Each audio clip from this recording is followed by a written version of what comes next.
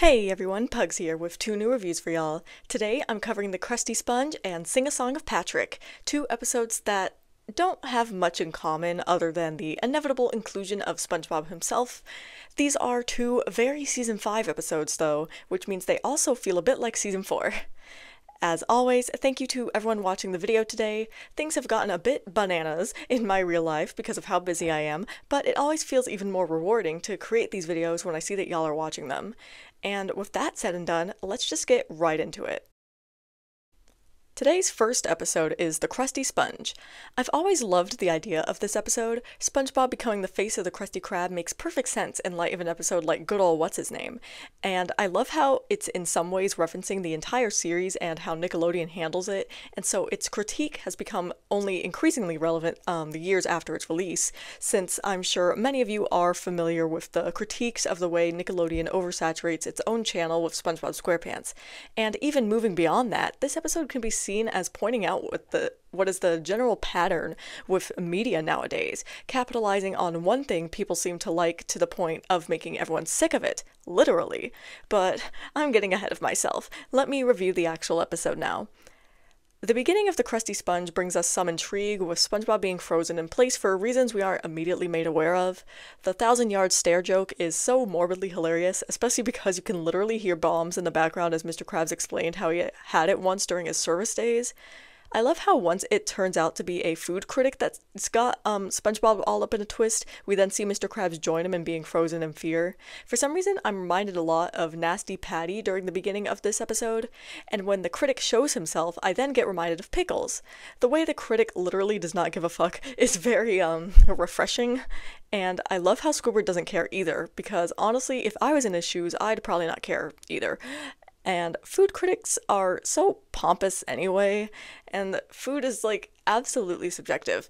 And most importantly, I don't get paid enough to care about the people reviewing my workplace. We cut to the Krusty Krab crew watching the news report about the restaurant. I like when the Krusty Krab has a TV inside of it because it usually leads to some kind of communal viewing situation like it does in this episode, and that makes me feel warm inside. Those sitcom feels, I guess. The news report is very awkward at first, and that doesn't really make it particularly funny, so that is admittedly a bit of a low point. Also, more than anything, I just want to punch this Gene guy in the face, so that's a little bit irritating, but things are saved once he starts gushing about SpongeBob, as he should. Now, I completely disagree with Gene and later Mr. Krabs that selling SpongeBob's image in this way is the way to go, because the whole selling point of SpongeBob is that he's the guy behind the grill, not the face of the restaurant. Not to mention, it's weird as hell to make your fry cook your restaurant image, but I digress, and the episode makes this point for me anyway. We then move on to Mr. Krabs starting to make some big changes at the Krusty Krab, or should I say the Krusty Sponge. This episode reminds me a lot of SpongeBob's Place, or I guess I should say really the other way around, since that episode clearly took a lot of inspiration from this one. I also liked the mole joke, that was pretty unexpected, but in general, at this point, I haven't really laughed much, which is to this episode's detriment, but not unbearably so, since I have been enjoying myself otherwise. Things improve, like the part between Squidward and that little kid, that was pretty funny, and as always, I love the back and forth between Squidward and Mr. Krabs. I love Squidward's deadpan, "You need to see a doctor," because yeah, that's probably true. And then everything about Squidward trying to grill patties in his suit is really funny. That was some great slapstick. Honestly, I love that Squidward's stuck in this costume for much of the episode. It makes his appearances all inherently hilarious.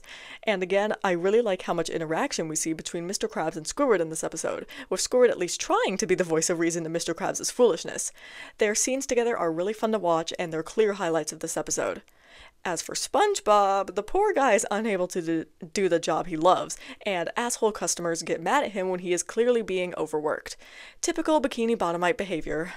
I love that we suddenly get a bit of a zombie moment as people walk around sick because of those tainted sponge patties, aka rotten patties. I love how Mr. Krabs is basically on a date with money, but thankfully for all of our eyes, this gets cut short because he gets arrested for poisoning people. The little court bit we get is pretty fun too, and I love Mr. Krabs' punishment. Also, putting on my little Pugs education moment hat, but that jury would never fly because they're all clearly biased. Okay, taking off my hat now. I love that the judge ended up having SpongeBob merch on too, or having SpongeBob merch, because a SpongeBob gavel what? And how can I get one? And the ending of this episode is fun, but I think it would have been more satisfying if it was Mr. Krabs in the SpongeBob costume in the end, but the way this episode ends still works as is. The Krusty Sponge is just a really fun episode that I feel pokes fun at the way that the SpongeBob SquarePants franchise is treated, which means it's even more relevant today than when it came out, I feel. This episode is not particularly funny, but it is very entertaining and amusing, which means I don't have too much that's bad to say about it. The food critic was pretentious and not in the best way, but luckily he barely talks, so that helps things immensely. I also thought the ending wasn't as strong as it could have been. All things considered, I'd say this episode is a good fit for my great tier, where it comes in with a score of 8.4 out of 10. Sing a Song of Patrick is an episode that isn't quite forgettable, but it also is not really talked about. When I was originally reviewing this episode back on the forum, I thought in general people didn't like this episode. In the case of the forum, at least, I was wrong, which I'm still surprised about. Not because I think this episode is bad, or at least not necessarily because of that, but because I feel like it contains elements people might dislike, but maybe that's my own bias talking. This episode follows Patrick, which already makes it different from most other episodes. Unfortunately, as y'all might remember me talking about in my review of Rise and Shine, Patrick is not exactly the best character to follow, especially when he is on his own. This beginning part of the episode has me empathizing with the other comic book store goers because Patrick is supremely obnoxious while reading the comic book. Thankfully, SpongeBob enters the scene, which helps things immensely. And now, apparently, Patrick is illiterate. Okay, you know what, that's fine. I like the way SpongeBob read the ad, though. It makes me think of when I'm reading some ad out loud for some reason or another. I always put on an advertiser voice because it's more fun that way. And then we move to me being bored by the lack of comedy, followed by me being annoyed when Patrick literally steals SpongeBob's money in the most predictable turn of events of all time. So I'm irritated for two reasons simultaneously. Not a good start to this episode, I must say. Thankfully, they did not spend much time on Patrick stealing SpongeBob's money at all. SpongeBob getting kicked out of the comic book store is a bit funny, but then more annoying considering SpongeBob didn't even try to leave the store, so why did they kick him out for holding comic books? Makes no sense, and now I'm annoyed. But that's just me thinking too deeply. The moment in general is funny. We then move on to Patrick trying to make his masterpiece. I kind of like that he works at SpongeBob's house, if only to see Patrick in a different environment than under his rock. And also it shows that SpongeBob is such a supportive friend, and it just feels real the way he has Patrick over at his house like this. Friends have each other over at their houses all the time. The flashback we see is also pretty amusing. So Patrick having dodgeball trauma is kind of funny. I liked how Patrick told the story to SpongeBob. SpongeBob's reactions were great, and I love the whole part with Gary's records. This episode puts a lot of emphasis on the fact that Patrick is dumb, and it works well enough here. I liked the exhaust joke with Patrick's thinking, especially once Squidward gets involved for his brief appearance in this episode. Once we cut to the next day, I'm legitimately laughing because I love how the band is literally so over everything. That's the kind of, for lack of a better term, adult humor I like to see in this show. I wouldn't call it dark humor or even that mature, but there's a whole other layer of funny with this kind of joke when you're older than, like, 7. I don't know how to describe it. And I'm still quite young, so I'm sure it gets increasingly funny as you get older. I love all the visual gags we get with this part too, and I love how Patrick's song ended up killing them. I also love all the build-up we get to hearing Patrick's horrendous song. See, I feel like we're told this song is so horrible, but of course they aren't going to make it an actually atrocious song, so the production value is pretty good, but the lyrics are abysmal. So the song itself is actually kind of catchy, even with the terrible lyrics.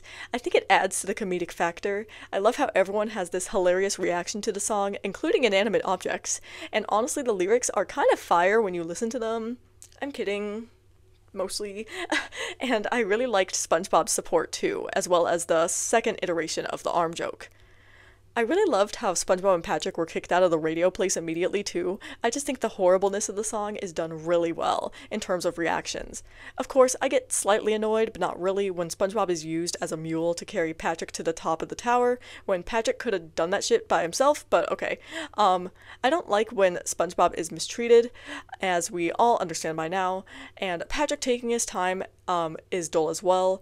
But things pick up again once the record starts playing because everyone's reactions are absolutely hilarious, as is the chaos they cause. So many fun visual gags, as well as pretty clever jokes in there. The salesman part was definitely a highlight, and a joke I always remember in the back of my head at such random moments. And then once the mob catches SpongeBob and Patrick, we're treated to an interesting bit of random comedy as SpongeBob and Patrick just start playing random instruments for no reason. Yeah, didn't quite get that one, but whatevs, it was funny. And then I love that the dodgeballs come back. I thought that was a great way to end the episode, if a bit abrupt.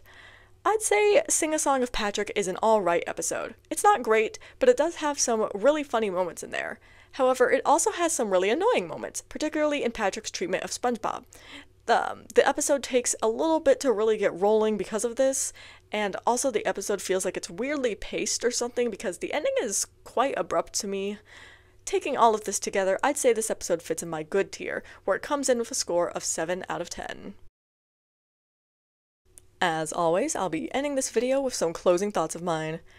If I hadn't already gone into this in my review of the Krusty Sponge, I probably would have spent much of these closing thoughts considering how that episode really can act as a commentary on the way Nickelodeon has treated the SpongeBob SquarePants property. Because it's true, this show is Nickelodeon's cash cow, and they have been banking on that for literal decades now. On one hand, this is wonderful for those of us who love the show and get to have all the new content of it and endless marathons of it. On the other hand, it's stifling the creativity of the network, so it's a double-edged sword. It's also really funny that this episode exists, because if season 1 through 3 dick writers had actually given the show a chance past season 3, they would have realized that they had an episode that they could have twisted into their narrative saying that Nickelodeon ousted Hillenburg because of creative differences or whatever the hell they want to say. They would have been wrong, but I just think that's funny. Thinking of a Sing a Song of Patrick, all I have to say about that episode, beyond the review, is that parts of it are storm clouds, indicators of things that are to come. And I'm talking about the way SpongeBob and Patrick's friendship is written here. I don't want to be ominous, but I will say that one of the worst parts of this show during these middle seasons is the way that SpongeBob and Patrick's friendship is written. It's like it takes influence of the way that sitcoms make some of their relationships very mean-spirited, which goes against everything that had been established about these two in seasons prior. But I'm getting ahead of myself. That's a discussion for much later on, so I guess I just gave you all a taste for the future. And I think that's just about all the closing thoughts I have for y'all today, so I'm gonna end the video here, and I'll see y'all in the next review.